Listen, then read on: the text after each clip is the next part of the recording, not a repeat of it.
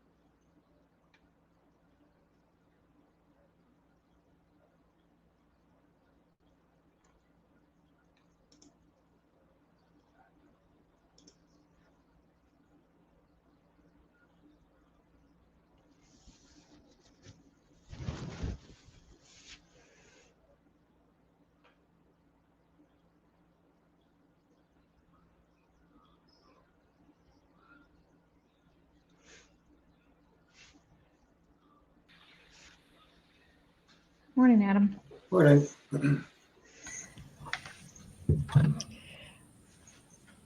Okay, so it looks like audio and video work fine, and you both have access to the judging forum. Mm-hmm. Yeah.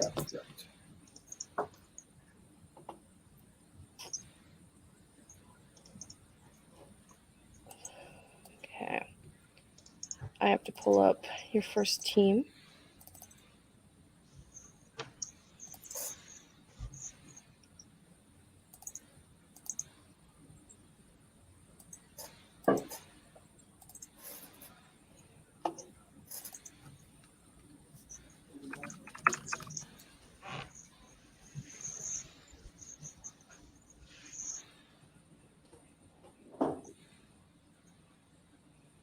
I'm looking for the contributors to Project KnowMore. I don't think that's the team name, I think it's the project name.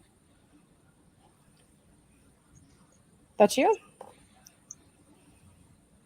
Perfect. So I have 4 people requesting to join Megabyte's team. Okay. Let me just pull up the team list and I'll add you in. I have 3 of 4 of you requesting.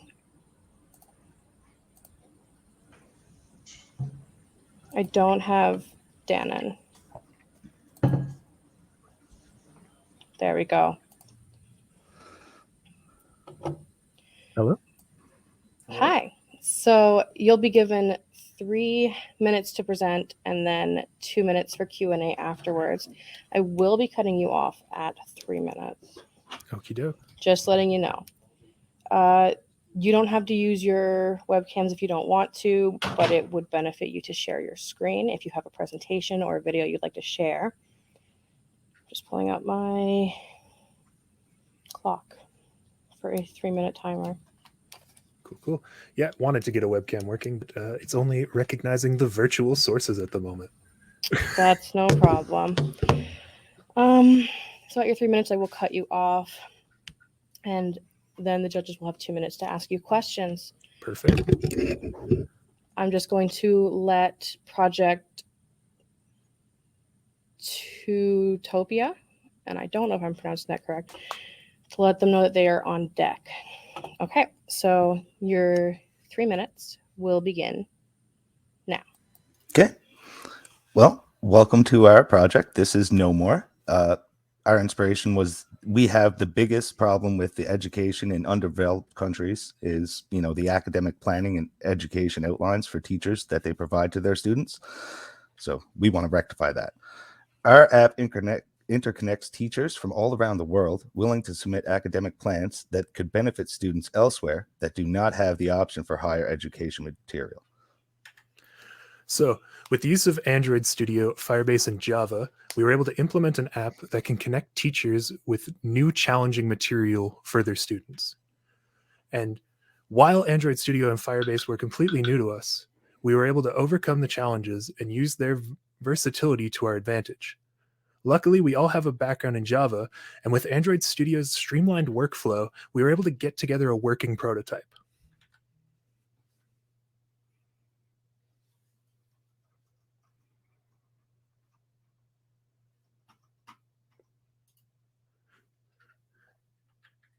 Okay. The app's outcome is something to be happy about on its own, but needing to pull through unforeseen challenges brought this team together. Weaving in and out of problem solving and changing concepts showed us how a team can evolve in a solution in great ways. Ooh, sorry.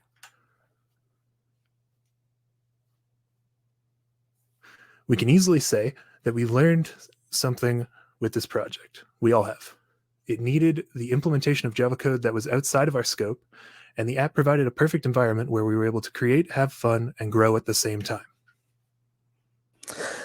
KnowMore has a future with language translation software and one mentoring and training for teachers in underdeveloped countries to connect with worldwide education. No language barriers to aid in teachers having broader content to teach a willing classroom of their own. It was very difficult for our team to choose one specific developing region because KnowMore has the potential to help every region with the societal problem that is struggling education systems. This project has a bright future for sharing educational resources to all parts of the world. Brighter minds for a brighter future. Thank you. Thanks. Any Sorry questions? about that. Your 2-minute question period will begin now. Okay.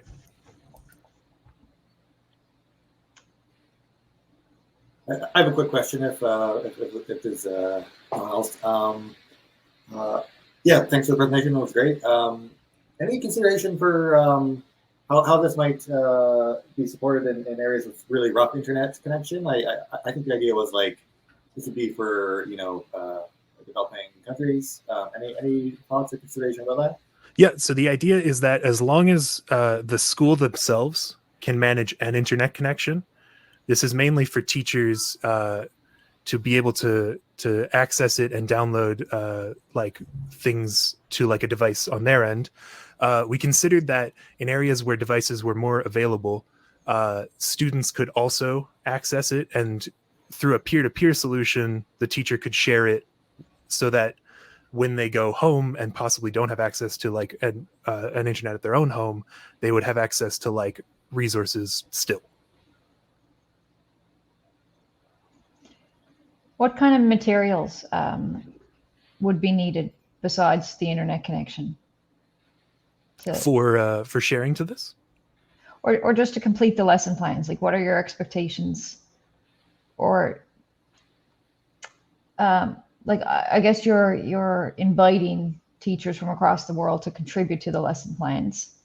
So what would be your guidelines or expectations to those teachers of what the students have access to as far as materials and paper and basics, you know?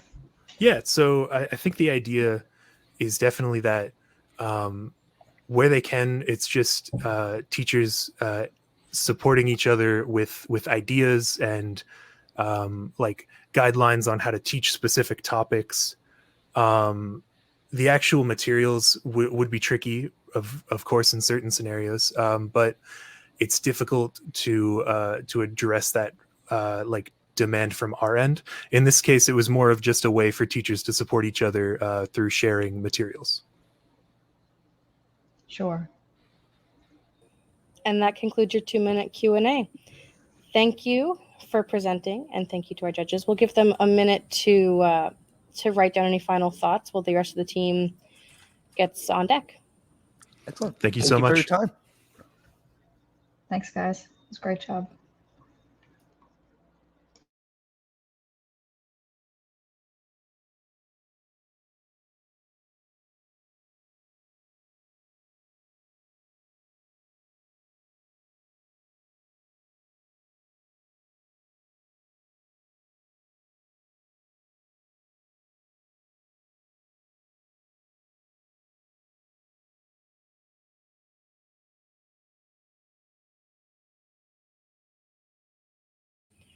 I'm going to bring the next team on to just get themselves set up.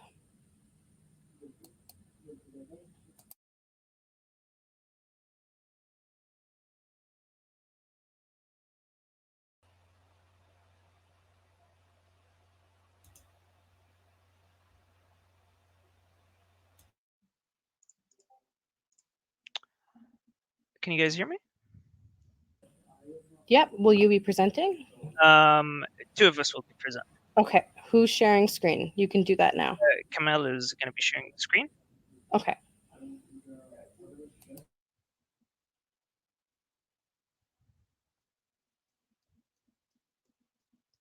While he's doing that, how are you guys doing?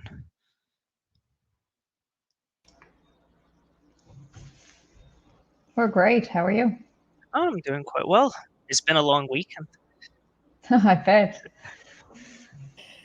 I did forget to allow the judges to introduce themselves, so I will after this one. That's okay. But for now, I'll let the ethical hackers present their project. You guys have 3 minutes. You good to go? Yep. Well, okay. Starts now. Hello there, guys. I hope everyone's having a fantastic day today. I would like to thank everyone for joining us today because we're talking about a topic that is very dear to all of our hearts here at Ethical Hackers. And that topic is the poor education in Egypt. A private school offers good education, but it's expensive and not many people can afford it, which is very unfortunate. Meanwhile, public schools offer poor education. Anyway, 69% of students, whether they're in private or public schools, have to go for tutoring systems. What we'd like to do is offer a similar level of education to what we received, but at an affordable price in Egypt. And hence, we present to you guys Tutopia. Tutopia is a platform to connect students with a curated network of professional instructors and tutors at an affordable price. And it will host the most popular academic curriculums that most of them only require you to do the final exam anyway. So as long as we teach the students the actual curriculum and have them do the final exam, they will receive a similar certificate to what a private school in Egypt would offer you. So some of you might be wondering, well, why Tutopia? Well, it is the middle ground. It bridges the gap between private schools and public schools, offers a much better education, but at an affordable price. On top of that, not everyone knows who the best tutors are in the region. With our website, with a simple search, you will find a network of tutors and find the best match for you. Finally, why us? Why would we make this idea? Well, we have firsthand experience with this. We are from Egypt, spent a bunch of time in Egypt. We've had good and bad education in Egypt, and we would like to offer our students the absolute best. Now, with that said, I will leave you guys in the safe hands of my friend Kamal to show you the prototype we came up with. Kamal, you're muted.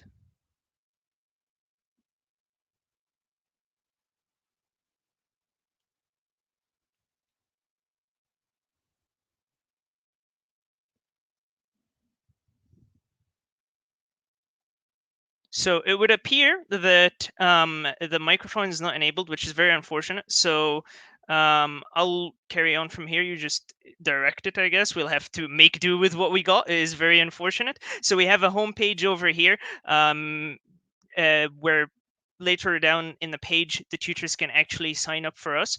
Other than that, the main page here is the tutors tab. Under the tutors tab, you've got a whole bunch of search results of all of the tutors that are available in the area. We've got a filter system where you can filter by curriculum, for example, IB, and that will filter the people present. And we also have you can also filter by price to filter people by price. We have profile pages for each of the tutors that would display their reviews, their prices, and a little snippet of who they are. Later on, we have a pricing. That concludes your 3 minutes. Thank you. Now is for the 2-minute Q&A. Judges, you have 2 minutes to ask your questions.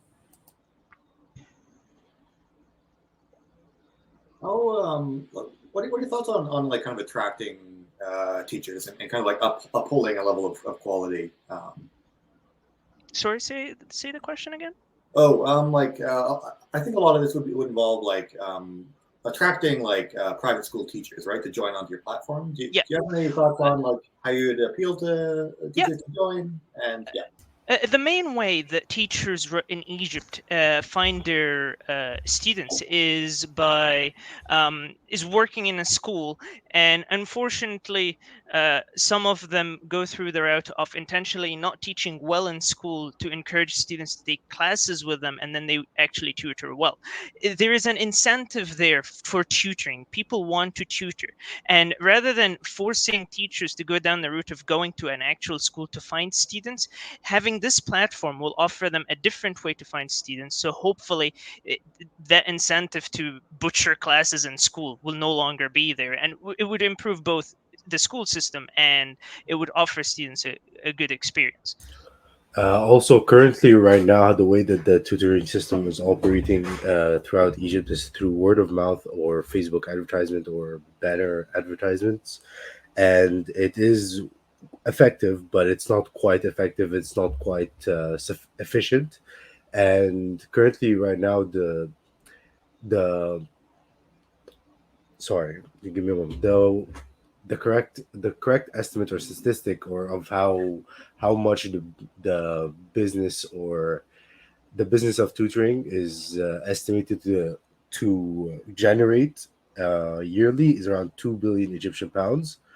And if we are able to communicate our platform, which I'm very confident we will be, we'll be able to tap into that large sum of money or profit.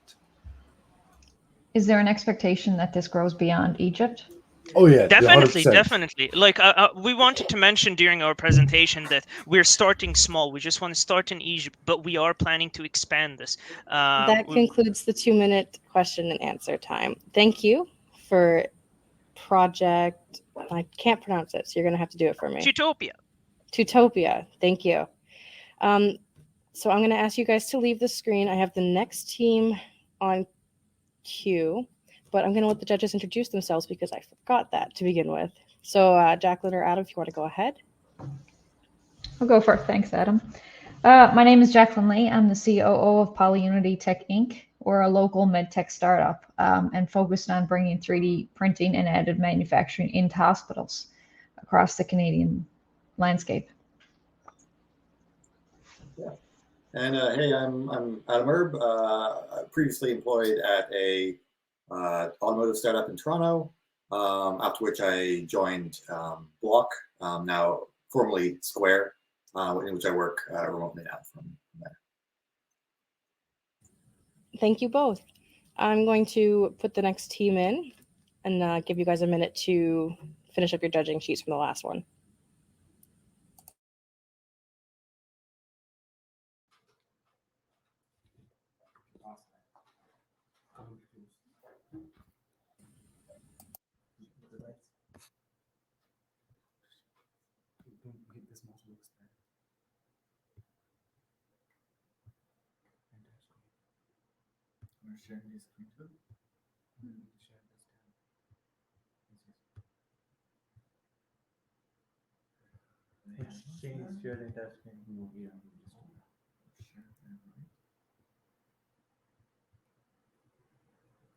Okay.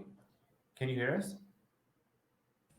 Yep, we can hear you. Awesome. Hey guys, how are you doing? So let us move in. Our time starts. Okay, you ready to go? Yeah. Okay, you have 3 minutes starting now. Hey guys, food waste is a huge problem in developing countries. For instance, in Delhi alone, only across 400 Safal stores, it's a big chain retail outlet.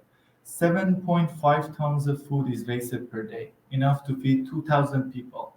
Food waste causes roughly $310 billion of business loss in developing countries.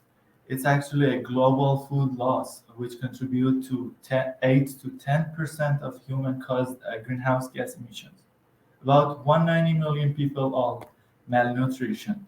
Therefore, the matter of food waste at the retail level cannot be ignored. So we at getFood are trying to help mitigate this problem. We aim to build an app that allows any retailer to sell products approaching their expiry date at a significantly discounted price, making it easier for the underprivileged people to afford food and reducing business loss at the same time. Directly fighting hunger and indirectly reducing the greenhouse gas effects through reducing food waste and loss. So operating cost and procedure are simplistic and minimal. Vendor posts the discounted listing on the app for approval, and our users can place the order on the app.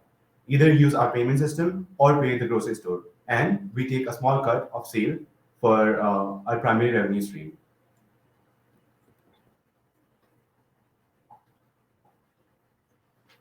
So this will help solve the biggest problem of landfills, because most of the food waste goes to landfills. So we aim to feed more people and feed less landfills.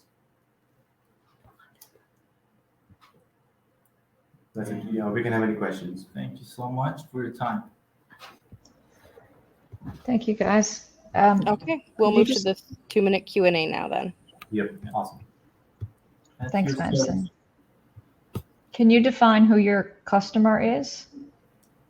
Our customers are mainly like people that can't afford food very easily in urban areas in developing countries.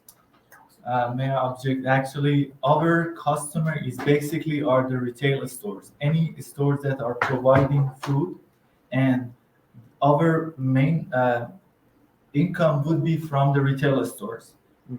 The clients, but through our platform, underprivileged, or better to say malnourished people who can't afford normally to buy products will be enabled to buy the products that otherwise would have been thrown away.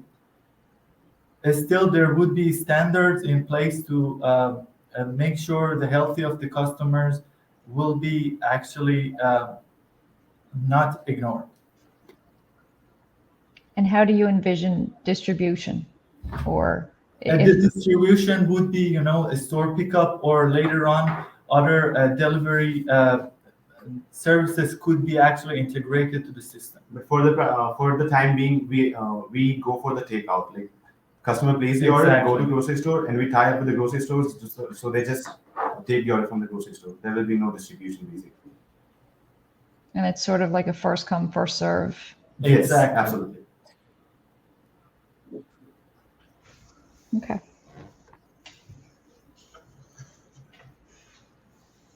Do you have any consideration for like you talk about developing countries? Any consideration for developed, or I think this is a global problem. Yeah, so this can also be applied in developed countries. The same problem happens in developed countries as well, but it is not as big or as prominent in developed countries as we need this much in developing countries. Like in the US last year, I think about 30 to 45% of the food has gone to the waste. In Canada alone, it was about 45%. In Canada, it's not about nutrition, but the food actually waste still is a huge problem, as actually in the stats we mentioned. It's about 8% of the greenhouse gas emissions from human cause actually is because of the food actually ending up to the landfills. So And that concludes your 2-minute Q&A. yes, Thank you so much. In developed countries as well. Thank you so much. Have a good one. Thank you. I'll give the judges a minute to fill out their sheets while the next team gets ready. Thank you.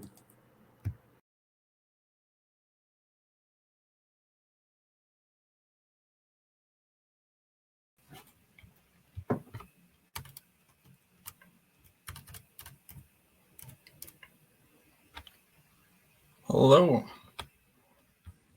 Hi, are you sharing your screen today? Oh yeah. Just a second. Sure that.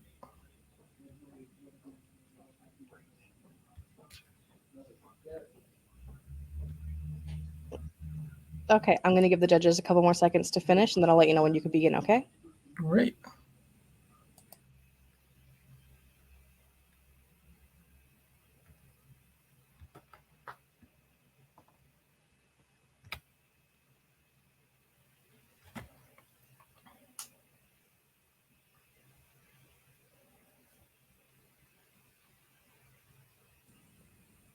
Okay, your 3 minutes begins now. All right, so hi everyone. It's Team KiwixSpot. Today I'll be presenting our solution. My name is Ayman. So our solution focuses on facilitating access to educational resources. So our target area is Egypt. It's funny because the other team was also targeting the same area, but we're more targeting lower income families, like the lower 30% of the population who cannot afford private tutors. So and there's an interesting situation going on there. So the government wanted to improve the education system there. So they introduced a new system for high school students, and they gave a tablet for everyone so that can use it for better communication and encourage in-class activities and better access to resources. But there's some problems with that. Is that first is there's not really that much resources for them to use. Just a second. Yep, there's only just a couple of websites that they can access, and all of them use internet, and internet is not reliable in Egypt. There's slow and it's always unstable. Besides the cost of bandwidth, which most people cannot afford. So our solution is KiwixSpot. What it basically does is it brings all the resources, not all, but like most of the resources from the internet to students so that they can use it offline. It uses an open source library called Kiwix that allows you to package multiple websites from the internet, like Wikipedia, videos, TED Talks, like Khan Academy, educational resources, and have them available offline for you. Besides that, it also creates a server and allows you to open hotspot from your tablet, in this case for the students, and share your resources with other students as well in your same group or classroom. So that you can also benefit from these resources without using the internet if it's not available. And here's a demo of the app. So it has this page where you can connect your server, and it gives you the IB and port for your server. And then whenever other devices connect to your server, they'll be able to access resources like this page. So you'll have your list of resources here. You can search and sort. And then when you click, you can see here there's a Khan Academy computer science video here. And you can view it as if it was on the internet, but it's offline. And yeah, that's the idea. Thank you for listening, and any questions? Okay, we'll move to our 2-minute Q&A now. Thank you. Thank you. That was great. So the expectation is the student will have a tablet. Yep, that's the ongoing current situation. So the government started, I think, 2 years or 3 years ago. They started like getting tablets for every student. Like right now, all the students in high schools own tablets by the government. And they use it for taking midterms and online exams. It's mainly used to prevent cheating because they have restrictions. And it also allows for in-class activities. But since COVID, that's not been happening. But thing is, whether all the platforms the government makes available are all online. But the problem is the students, like the government provides the tablet, but it doesn't provide students with internet connection. So students have to figure things out. That's the problem I'm working on. So yeah, the problem is most people don't have reliable access to the internet. And if they do, it's expensive for the lower income people, which is 30% of the population. I can speak of that myself. I was doing my first year online from Egypt, and I did face a lot of issues because of the internet. Or like public, is like public Wi-Fi or kind of any public internet access, is that like really limited? Like there's like no, it's not like here we have Wi-Fi everywhere. There's like no Wi-Fi there. Even schools, like my school where I used to go, there was literally no internet in there. It was just like one computer in the library, and you had to like request access to that. So this situation there is just pretty bad in terms of public schools, and like most of the private schools. It's just the internet access is so bad that the students do not have that much access to resources. So that's why the idea of the app is to just work offline without needing the internet. And that concludes the 2-minute Q&A. Right. Sorry, Adam. I see you were itching to ask a question, but we're done for this one. Thank you for presenting. I'll give the judges a minute to finish up their cards while I get the next team set up.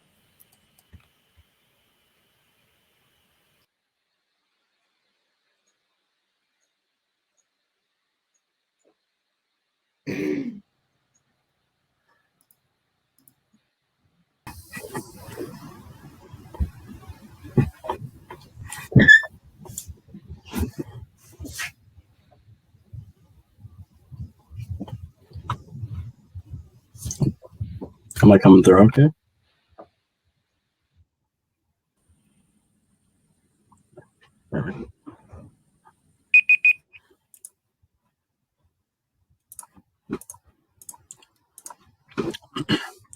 Before starting your presentation, we'd like to take a moment to give a content warning. We will be talking about violence and specifically sexual violence against women, and we understand if people need to remove themselves for their comfort and safety. Sexual harassment and violence against women is an extremely prevalent issue in Egypt. A 2013 study in Egypt by UN Women found that 99.3% of female respondents said they have been sexually harassed. So virtually all women in Egypt have been impacted in some way. To help prevent these violent crimes against women, we propose a mobile application called NavGuard, short for Navigation Guardian. NavGuard is an application designed for women to help each other by bringing awareness to locations where these crimes often occur. Our application takes crowdsourced reports from users and other sources. One such source is called HarassMap, a website that has been collecting reports on sexual harassment in Egypt since 2010. We use these reports to mark an area with a potential risk level based on the number of reports received for that location. Users can use our interactive map to plan their route to avoid high-risk areas. We provide the ability to view the number of reports collected for different general areas as well as specific streets. Not only that, if the user has a mobile device, it can alert them with a push notification when they are approaching an area that could be dangerous. The user can also make calls to emergency services with a single button press while using the application. We handle moderation of reports through the usage of automated protection against spam and additional moderation by people. All reports are moderated by humans to ensure they are legitimate before being added to the data that will be updated every 8 hours. Until a report is reviewed and approved, it will remain pending until it is accepted or rejected. This 8-hour interval allows for proper curation and timely delivery so users can get accurate and reliable data fast. To keep the app as accessible as possible to women with low literacy levels, we have focused our design around visual images and kept language minimal on the main screen. Also, Egypt has a wide variety of commonly written and spoken languages, so we included several language options to further improve accessibility. The issue of violence against women and gender inequality in general is a global issue, but it impacts women in certain developing areas like Egypt to a uniquely devastating degree. Our aim with NavGuard is to empower women in Egypt to speak out against this violence anonymously in a way that directly helps other women. Not only will this app help women avoid dangerous areas and stay safe, but the data collected will also help raise awareness of this pervasive issue and educate people on the realities of violence against women in Egypt. Thank you for listening. Okay, we'll move on to our 2-minute Q&A. So can your women users read the reports, or do they just know that a certain area is dangerous?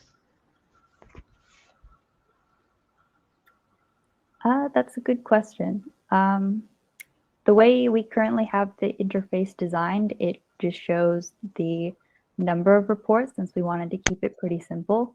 But I think we could expand on the feature to be able to read the reports as long as they were reviewed to make sure that they don't contain any private or sensitive information.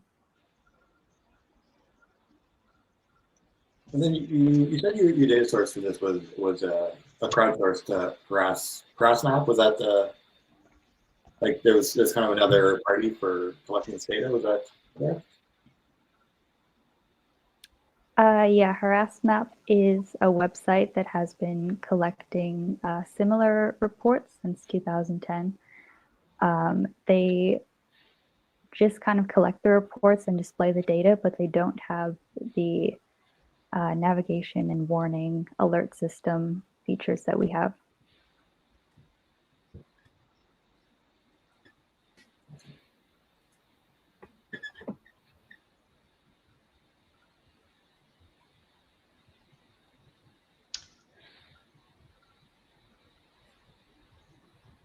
And how do you anticipate the emergency call feature working? Is this like a text, or is it you would actually speak to an emergency dispatch person? We took that idea from other similar safety applications. Basically, just say if a woman was walking somewhere and entered a dangerous situation, she could kind of easily just press the button and be on a call with emergency services.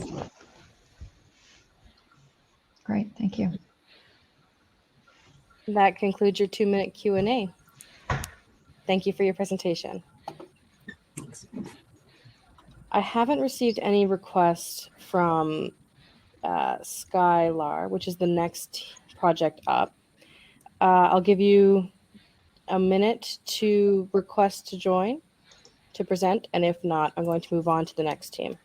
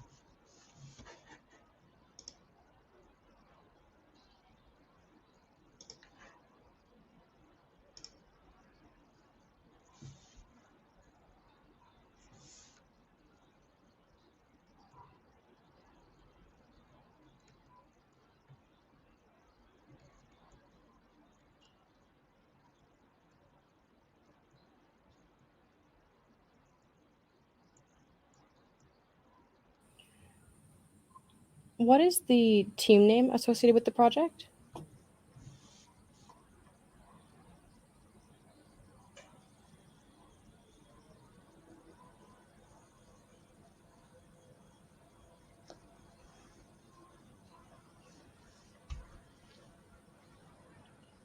Are you able to share your screen and play it on your end? I don't have access to your video from DevPost.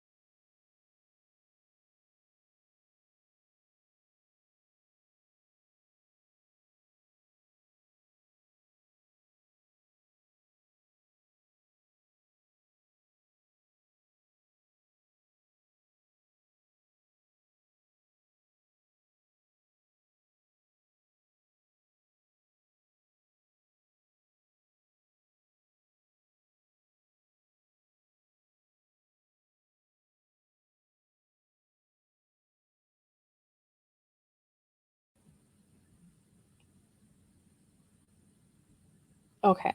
So I will move you to the end of the queue then so we can get that set up and I'll go on to the next team. Okay? Okay.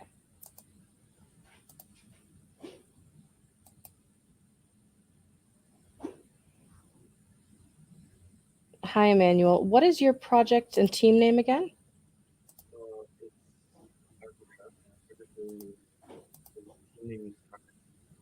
You're really quiet on my end. I don't know if you're really quiet on the judge's end. Yeah. Is there any way you can get your volume up? Sorry, just give me a minute.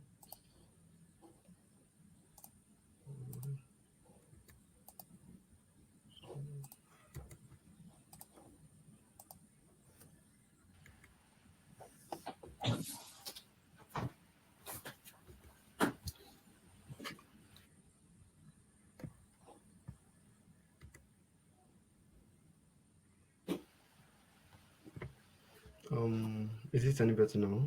Really It sorry is about better that. now. Yeah. Thank you. Okay. Who will be sharing their screen today?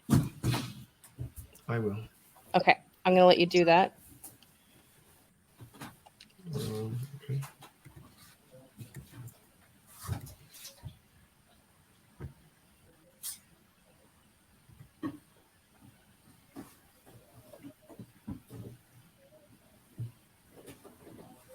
Okay. Can I begin? Are you ready to go? Yeah, sure. Okay. You want to get on your presentation screen? Perfect. Your 3-minute timer begins now. Okay. So our project name is called Agrica, and essentially what Agrica is. Sorry. Our project name is Agrica, and Agrica is a platform that allows the general public to be able to fund farm operations. So the main problem that we've been able to identify is that in many remote communities, especially in West Africa, the primary occupation of people there is actually farming, and those farmers actually face quite a number of challenges, few of which are lack of governmental support and farming equipment to maximize farm output, and also inadequate security of their farmlands. Especially, I think in Nigeria, there's been a clash of farmers and some bandits, this group of people who just take over farms and steal things from the farms because the farmers don't have the security that they need to actually secure their farmlands. And given these challenges, what we decided to do was to support farming operations through privatization. So essentially pulling away from reliance on the government to provide the support to these farmers and enabling the public to invest in different farm operations. Then we use the funds to train farmers, provide them with farm equipment. We also use the money to increase farm output and food security and economic growth. So essentially our solution was to build a software application that allows people to invest in local farmlands, to sponsor farming operations. And also a second part of the solution is to also connect key stakeholders, in the food supply chain, such as grocers to local farmers, enabling them to be able to sell the farm produce at fair prices, resulting in higher profits both for the farmers and the investors. And there are a couple of impacts that the solution can have. One of which is increasing the farm output, which in turn boosts the economy, increases food availability.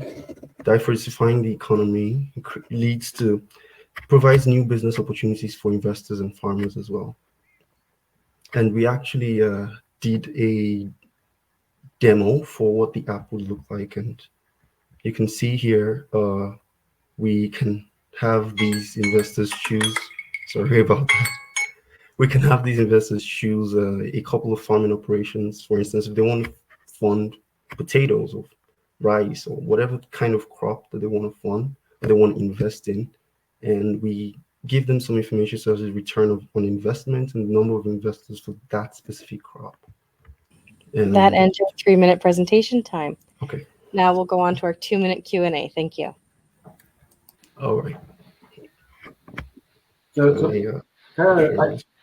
So, I think the model is here that like you're going to crowdsource investment, and then like the farmers will grow crops, sell them, and then they'll like return on that investment. Is that kind of the overall model? Yeah, pretty much. So we allow like anyone to be able to invest in these farm operations, and then the money invested actually is used to maximize crop yield, basically. And from the proceedings from the sale of the crop yield actually is returned to the investors. But then it's also beneficial for the farmers because they get to be able to get some significant share actually in the proceedings from the sale of those crop yield. And we've had like different farmers actually like not being able to sell the things that their farms produce at a fair price, because when you take into account the challenges of logistics and all of that, and then having to sell what they produce in the local market, the pricing is not fair anymore. So, but by connecting these farmers to actually to key stakeholders like grocers, for instance, those grocers actually have like a just better financial wherewithal, I guess, to be able to purchase those things at a good price. So for both parties. And you expect that the farmers sort of dictate to your platform what they need, or how is it determined what the farmers need? So we plan to identify the farmers, work with, there are some local organizations or associations of farmers, and we try to identify. It's a problem that we know is very much existential, and we try to work with these farmers to understand what kinds of crops that they are going to be planting. And this concludes your 2-minute Q&A. Thank you so much for your project. Thank you. Thank you. I'm going to add the next team. I'll let you know when it's okay to present, and I'll give the judges a minute to finish up their sheets.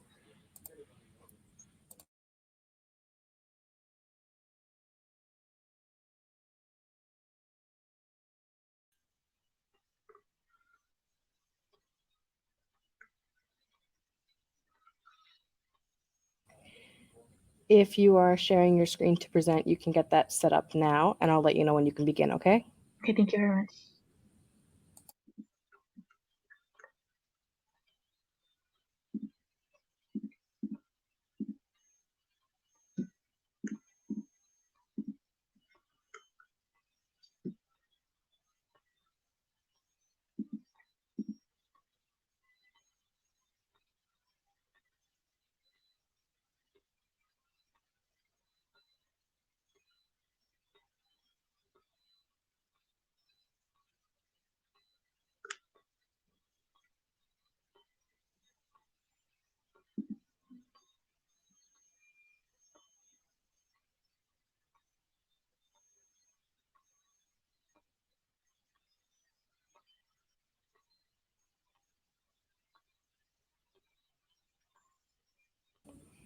Okay, you want to move to your presentation tab? Yeah, just are the colors okay, or because in my screen it's looking kind of weird. It's looking a little weird on our end too. Switch it over and I'll let you know if it still looks weird. Okay. Right now? It's a grayish green. Yeah, it shouldn't be very colorful, okay. Okay, so you good to go? All right. All right, your 3-minute timer begins now. Thank you. So our team is called Please Come to Brazil, and we have made an app called ReClapp. as you might have been able to guess, we are a duo from Brazil. And as soon as we saw the challenge, we immediately thought of sustainability in our country. So having faced difficulty with recycling or finding the proper way to dispose something firsthand, having experienced that firsthand, we thought we could tackle this challenge well. So we searched a little bit more about what is the current situation in Brazil, and of all the trash produced, 30% has the potential to be repurposed and not end up in landfills, but only 3% actually is. And the improper disposal of this waste ends up in rivers and consequently the ocean, or in landfills that are improvised, which does impact public health. So our solution was ReClapp. And it's a recycling app that reduces improper disposal and promotes the reuse and repurpose of waste in a fun way, while earning points through challenges in the quest to become a sustainability matter. So our features are people can share their knowledge and tips on how to properly dispose of trash, and they can talk about DIYs that they make repurposing certain materials. So we have a section on tips here, so people can post challenges and sharing these tips and challenging others to do it as well, and that can earn you equal points, which then gives you a rank in your city, country, and global if we expanded the app. We also have a search feature where you can search, for example, in this case, oil, and you can see what other people have talked, other tips that people have made on that product, so how to properly dispose it, challenges that you can do to reuse that material. And there's also the possibility to make announcements if you use the material yourself. So for example, if you are a soap maker and you use cooked oil, you can make an announcement saying that you can pick up oil from other people. So that is some of the features that we have for the app. And there's also a social aspect where you can post that you have completed a challenge that someone did, or you can share your own tips that you have made for others to follow. In the future, we would like to partner with the local municipalities so that they can include information on how waste disposal is done in that specific city, and if there are recycling programs or any other incentives. And we also think it would be a good place to put ads of eco-friendly products that as we expand the app to other regions and countries as well. Thank you for watching. Okay, we will move to our 2-minute Q&A. How do you plan to fund, I guess, the costs of the app and managing it? Do the users pay a subscription fee? No. So as we mentioned, the main goal is to include ads in the app and announcements from, for example, recycling centers. They can post ads that they take materials. So it would be either funding from municipalities, as we mentioned, recycling centers, and ads for eco-friendly products. You spoke a little bit about like maybe challenges and maybe the like points or reward system. Like, how do you see kind of tracking that? Sorry, tracking what?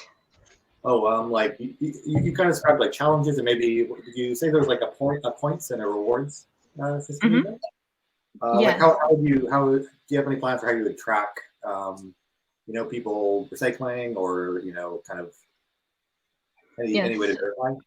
So it would be, for example, you see a challenge and you decide that you want to do a challenge, and it gives you 15 points. So when you complete the challenge, you can post about it, and that will increase your points, and that will also increase your rank on either the city or country or global. And we're also thinking of implementing a list of maybe of the people who are, so you can see the rank of the first few people. So that's what we're thinking.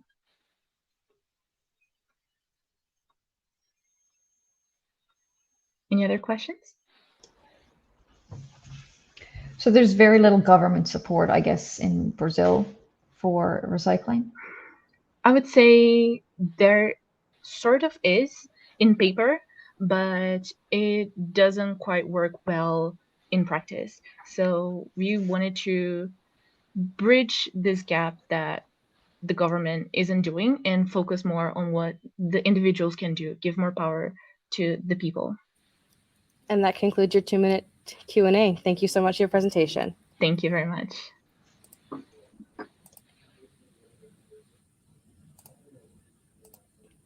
I'm going to add the next team in and they can get set up while the judges finish up their forms. I'll let you know when it's okay to present.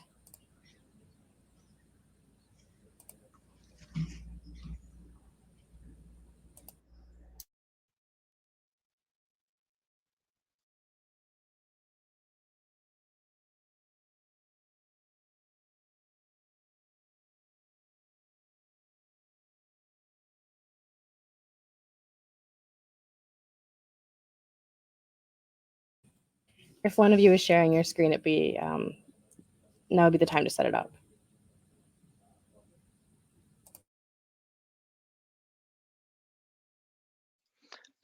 Corbin said he would share his screen. His mic isn't working in Hopin. He might have to reload the page and rejoin. Do you want to try that, Corbin?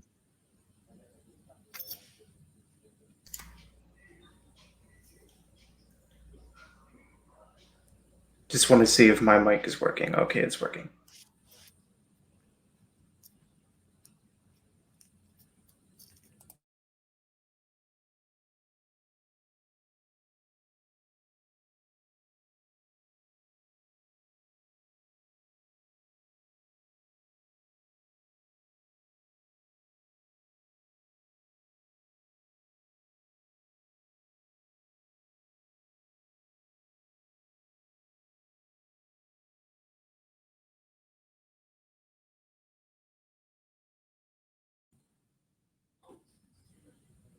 Is it working now, Corbin?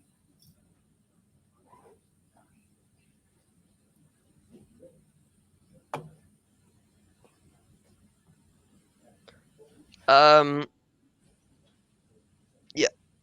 Kyle is bringing it up now. Okay. Yeah, I'm just, it's loading for me right now. Okay. Okay, I'll give you a couple more seconds to get situated. Yeah. Thank you.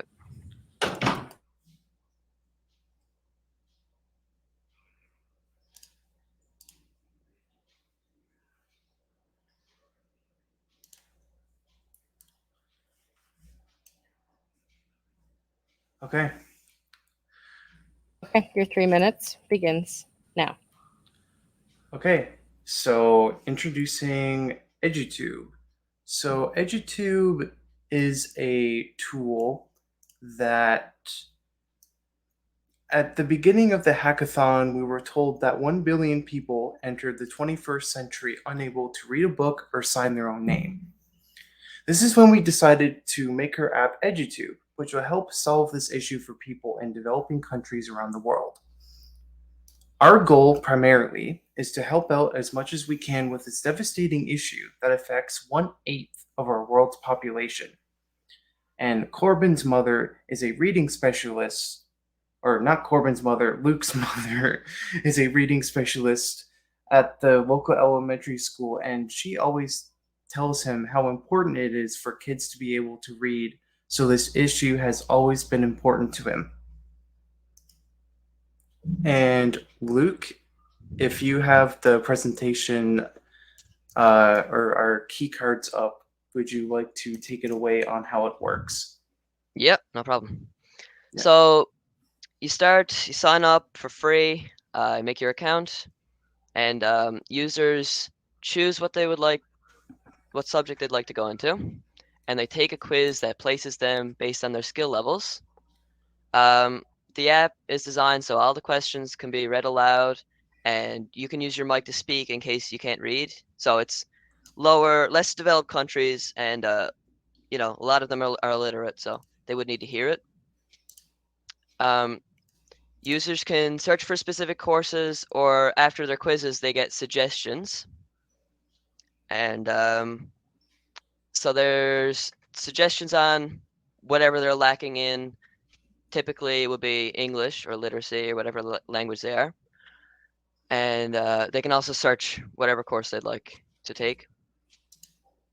And if the user's having trouble with their courses, they can message their teacher. So if you'd like to bring that up, Corbin.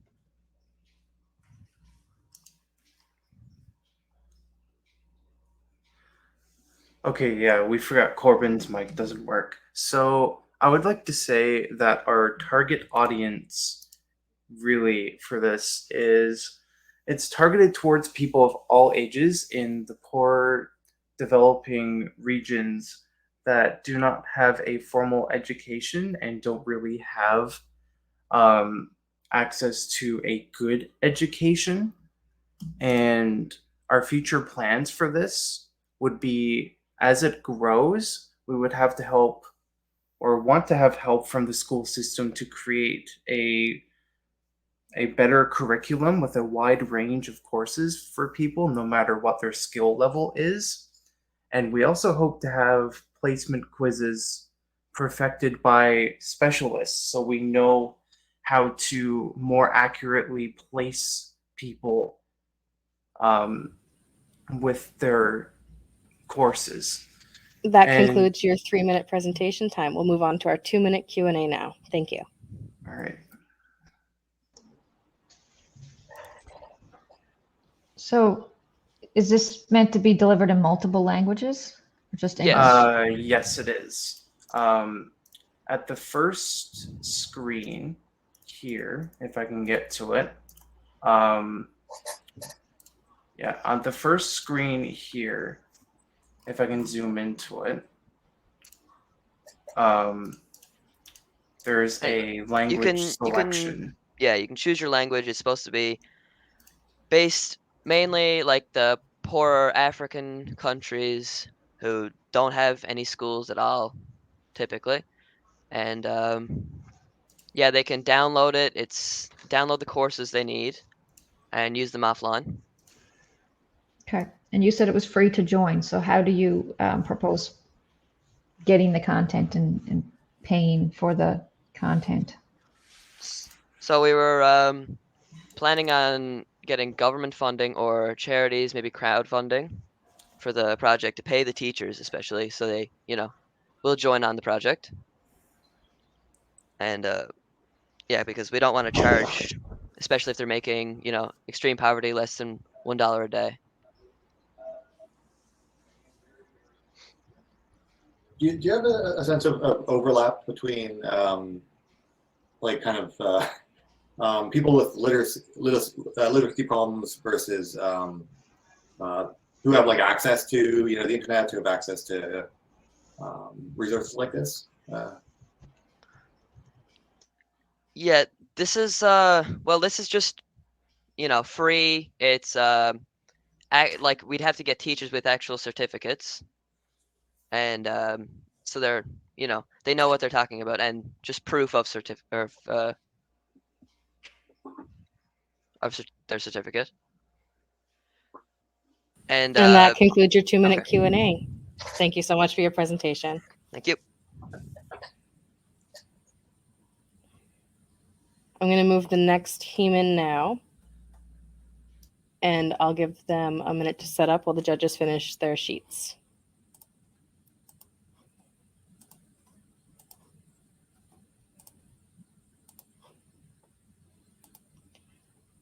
I'll let you know when it's okay to present, but until then, feel free to get your screen share ready.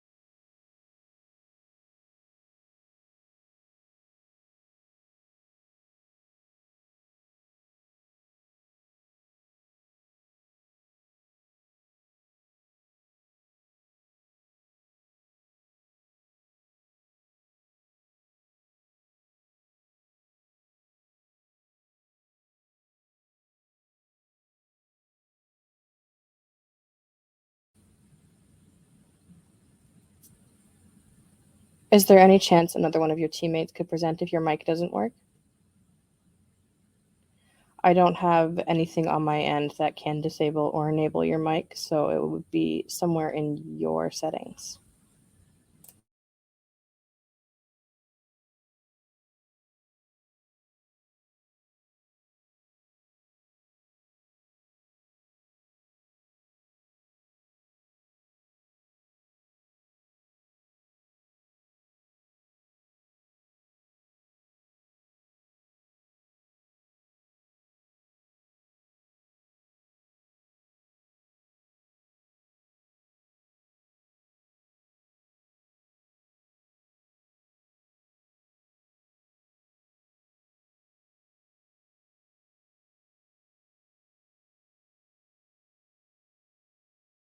Hello, can you hear now?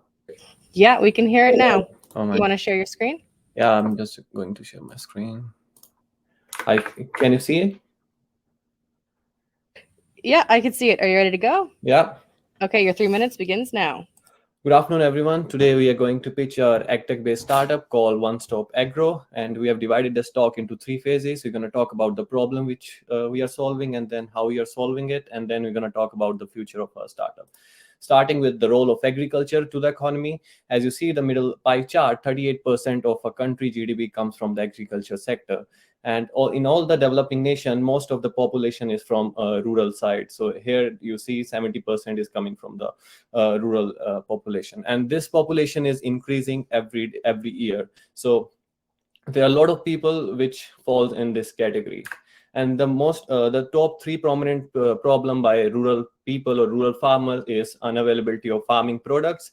They are not able to get the pesticides and chemical for their crops, and also they are not able to get the good prices for their yields because there's a lot of middle management and middlemen involved. And also these people are not too much literate, and there's a lack of knowledge and information. And every year approximately 1.3 billion of food is getting wasted due to spoilage. So we are proposing an AI-based solution called Farm Intelligence, which will do the predictive analytic, and it can provide an early warning solution for better production. I'll show you the demo of our app. If you see in this video, the person is scanning his tomato, and our app will tell if that stage of tomato is good or bad. So if he clicks on the predict, it will show like the tomato is in early blight stage. That means in 7 days you have to sell this tomato or it will be spoiled. And also it will also tell you how you can fix this issue. So for example, I'm going to go to my home page and I'll go to diagnose tool, and I'll open one image of a plant. This is not tomato, this is a potato leaves, and if you see it's saying potato is in early blight stage, and you can manage this by using the fertilizers and pesticides which will be listing here, and also the symptoms.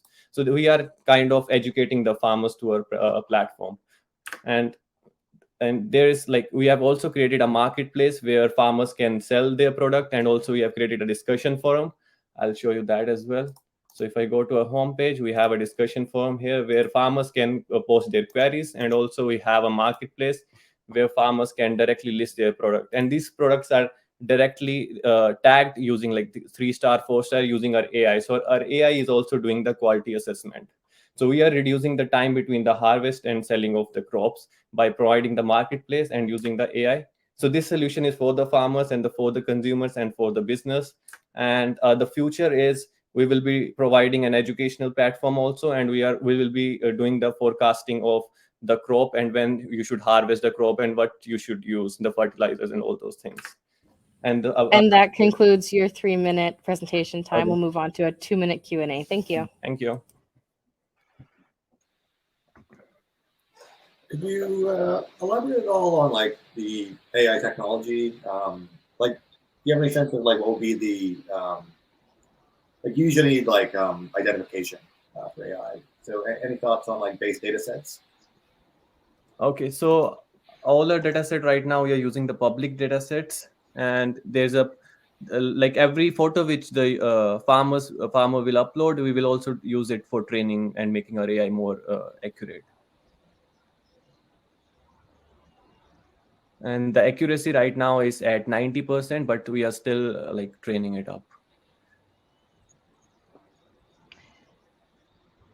I would think that there'd be low education or maybe literacy problems with some of the users you intend to benefit.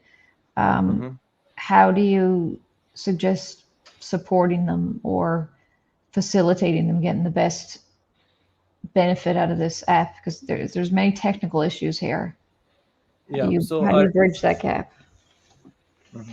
So our AI also recommends them what products to use, and if they are not well educated, but still they can click and they can buy the product. So that's how we are going to help them to make it very simple, so they don't have to spend a lot of time in learning things.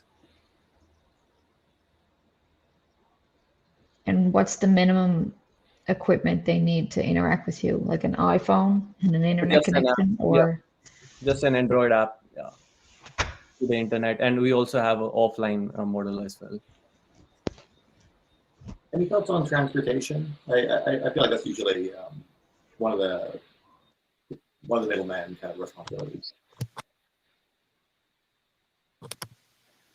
So we actually have two kind of farms. One is B2B, business to business.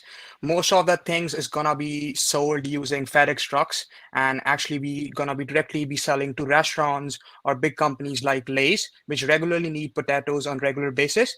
And the second thing is, if a consumer, which is business to C, B2C option, if consumer directly want it, we can actually sign up with DoorDash or Instacart and use their current transportation to get the product delivered. And that concludes your 2-minute Q&A. Thank you for your presentation. Thank you so much. Thank you. Is the team who completed the project Farmers Market here? If so, please request to join. I don't have you on my list for requests. You have 1 minute.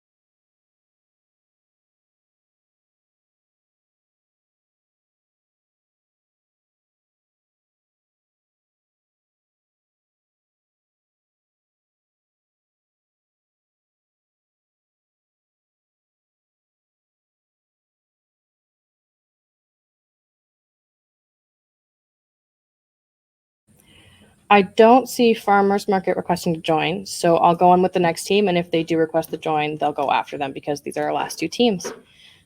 So back on Skylar now, Kamal is going to join to share their video, and then they will have to do their 2-minute Q&A however they can. I don't know if they have microphones, so it might be in the chat.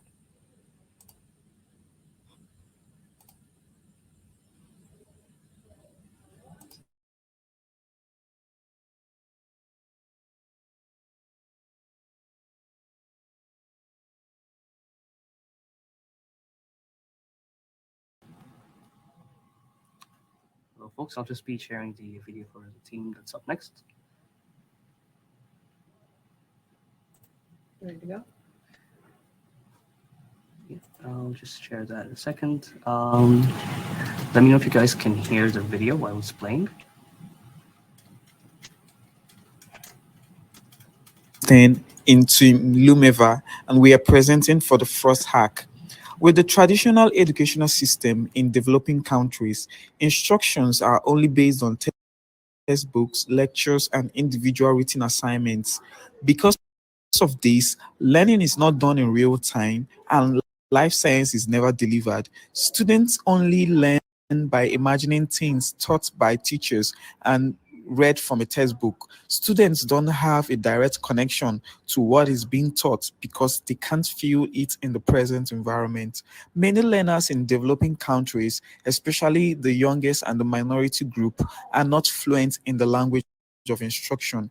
We carried out our user survey and we found out that the most significant obstacle facing learners is lack of access to technology, followed by lack of good learning environment. This is the empathy map we developed during the hackathon. We met students like Chika, who is an engineering student. She complains that the learning method is not engaging and she doesn't see the use of education. She wants to get a job to assist her family, and her ultimate goal is to change the world. To solve this problem, we built Skylar. Skylar is an online educational platform where students in developing countries can learn in real time and gain relevant work skills and have access to job internships and global apprenticeship opportunities. Let's take, for example, Chika can enroll in Skylar to study the latest trend in Earth observation. She can learn Earth monitoring skills and then take an assessment. We incorporated offline mixed media, which includes text, pictures, and audio to allow people in regions of low internet connection to have a smooth experience in Skylar. We offer learning incentives where students earn tokens for outstanding performance in Skylar. After the learning process, Chika can enroll in a virtual internship with a construction company in Singapore to offer her skills and in turn get paid. We incorporated augmented reality in learning to help learners interact with what is being taught. The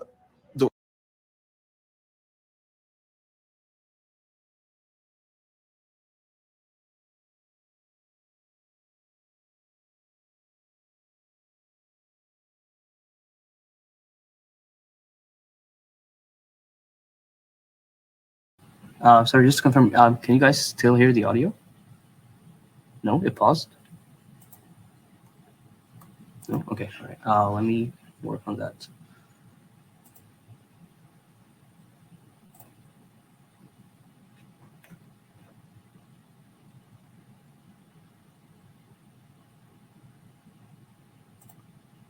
Maybe go back like 10 seconds, or how long have it been? Like, has it been?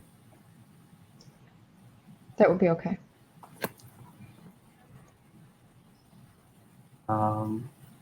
I can't hear. Can someone type in the chat? Yeah, it'll be okay. Okay, cool. All right. I'll go back like 10, 15 seconds, I guess.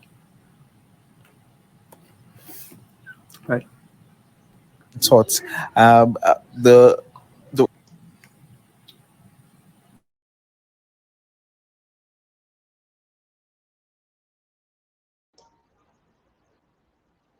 Yeah, we can't hear. Perhaps you could just explain it to us. We use Digital Bits, which is a blockchain payment system for the real world that is open to everyone. We chose Digital Bytes because it makes it possible to move money with a digital representation of that money in the form of loyalty points, gift cards, fan tokens, and digital currencies. One of the challenges facing the gig economy in developing countries is receiving payments. Freelancers and student workers find it hard to receive payments from global clients. With Digital Bits, we are providing a platform locally. We are developing a platform locally preferred payments acceptance method. Students can spend the tokens they get by buying premium educational content from our partner organizations like IBM, who accept this token.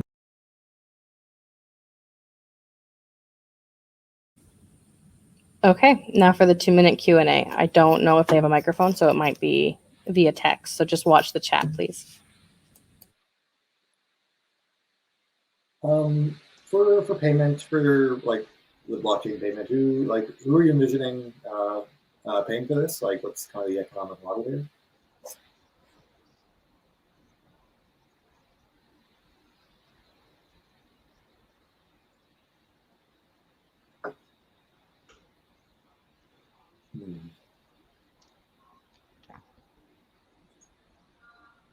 Nothing in the chat yet.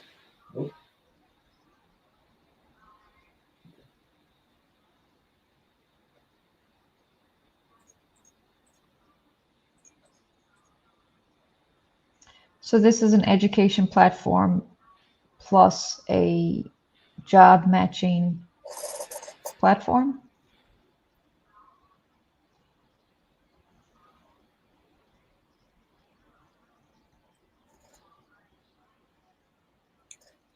One thing you spoke of was like live learning. So like, what do you kind of, what's your definition of that? Like, would this be like, I did see there was some interactivity with the globe. Is there any like feedback or?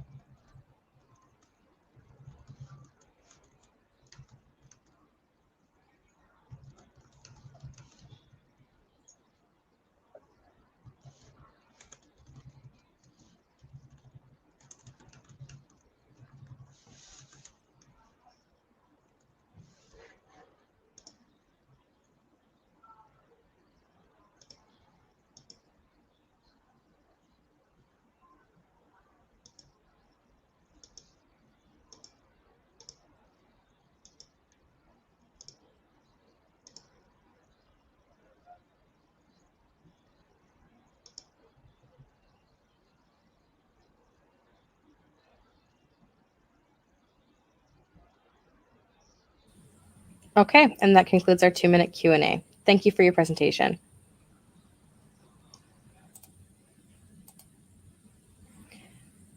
I'm going to move the next and last team to the stage.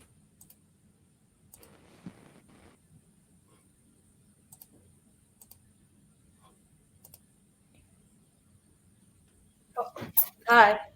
Adam, that was Skylar. Now's the time to set, yeah, that was Skylar. Now's the time to share your screen, get your presentation ready, and I'll let you know when you can begin, okay? Yep.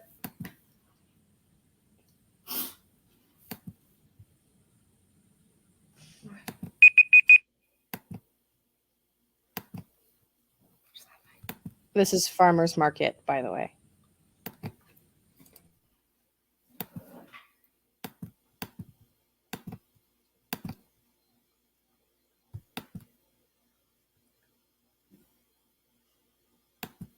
Didn't work? Okay.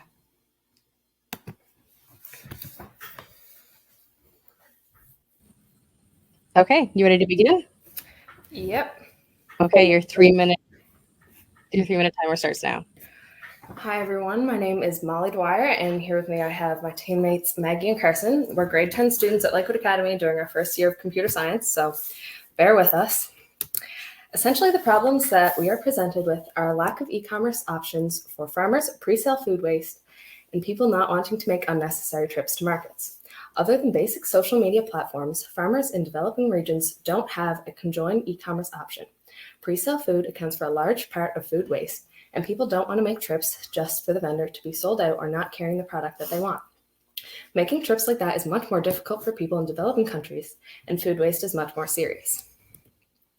Mark.it is a website that allows local farmers and businesses to post their products and production statistics so people can get an idea of what is available for purchase. And so vendors can monitor each other, giving them an idea of what to grow and make, reducing pre-sale waste. A certain amount of product is available for pre-order, so people are guaranteed to get what they're looking for when they attend the market. Why use Mark.it? From a vendor's perspective, getting their product into the world without wastage is a major gain. Sellers lose lots of money each year with unsold product, which is much more valuable in developing regions than it would be somewhere else. On the other side of it, they can watch what other vendors are producing and selling. If another farmer has a surplus of something and none of it is being sold, people would know that there is no market for that product right now, saving them time and money. As a shopper, fresh local products are always appealing. Typically, people are told the vendors at a market, but not what's in stock. With Mark.it, they can figure out the products and order their things ahead of time, making sure they can get it once they arrive, so there's no waste of a trip. Now we are down to how the site works. Here we have a homepage containing a search bar for people to search up any product or business quickly. When the shop selection is chosen, all businesses appear, making it easy for people to find which one they're looking for. Once a business is selected, it shows all the products, prices, and contact information for the seller. When the statistics selection is chosen, the same thing appears, but when the businesses are clicked, it shows how much a product is being produced and how much is being sold. It also provides how much products are being sold for. Vendors are then also able to see what they will be making the most profit producing. So that's the shopper one, and that is the statistics. Finally, to wrap it up, the overall benefits are as follows. Our website drives people to their local markets for pickup, bringing business to other vendors, and boosting profit at markets. Revealing statistics reduces pre-sale food waste, which saves farmers lots of money and time that is incredibly valuable in these developing countries. If people are guaranteed products when going to these markets, they're much more likely to creating a mass profit for vendors and overall healthier community. That's all we have today. Thank you so much.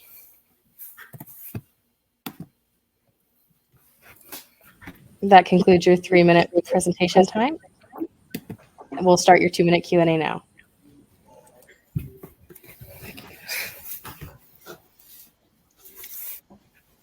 How do you envision funding and managing this? Well, the funding would be vendors that are posting their products onto the website would pay a small fee to have it posted there. Okay. And then if, so the actual transaction between the end user and a farmer. That would be, they go to the market to pick it up. So it's bringing things to the market. Okay.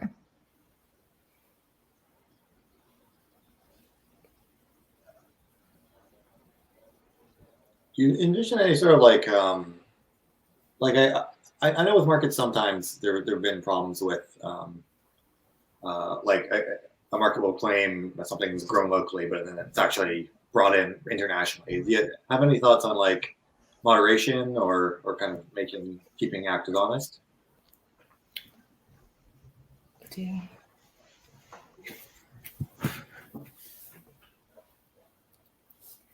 We don't really have something that can like essentially like defend whether or not they're honest with their products, but just like what farmers Mark.it is to basically just sell their products and show their statistics. And then how do you see like regionality kind of like there's like would this kind of be like you'd operate like, okay, there's like a St. John's kind of group and like maybe like a, you know, Southern Ontario group or something, or yeah, it would be like divided by region, so you can. Okay, can you just you went over the statistics really quickly. What kind of statistics do you think you'd display? It would be like how much of their product is being produced and how much of it is getting sold. Okay. And that concludes your 2-minute Q&A. Thank you. Thanks. I'd like to thank all teams for presenting, and I'd like to thank our judges once again for their time. The judges and I are going to go into a separate meeting to go over the final results, and the top teams will be announced on the Discord, and judging for round 2 will begin at 3:30 with new judges. So thank you so much, everybody.